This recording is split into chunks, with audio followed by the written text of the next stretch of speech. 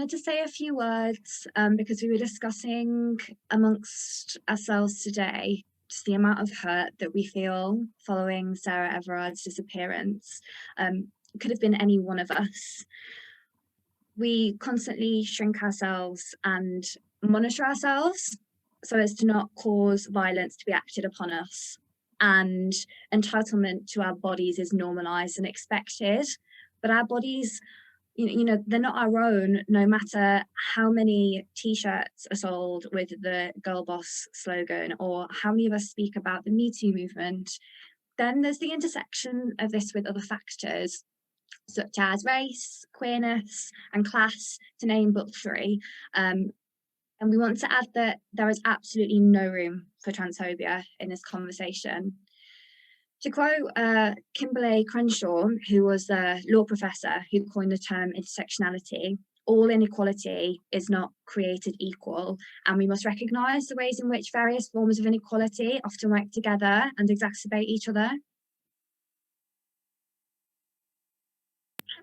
The women's liberation movement in the 1970s spoke about how 2 women are murdered by their nearly always male partners every single week.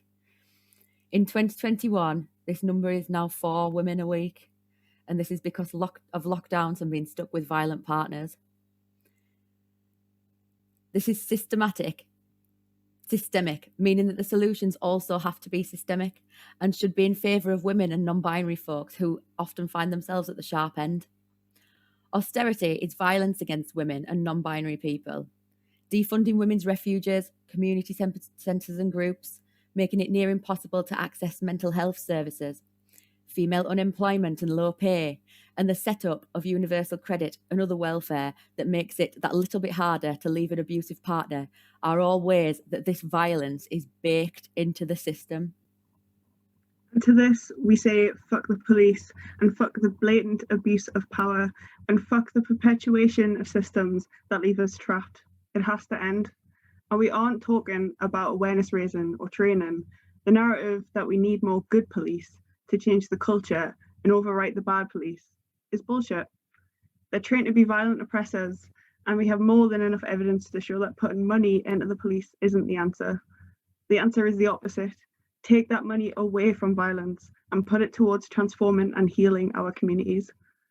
It's been a painful few days, and we're encouraged by the media present this as an issue for men to take on.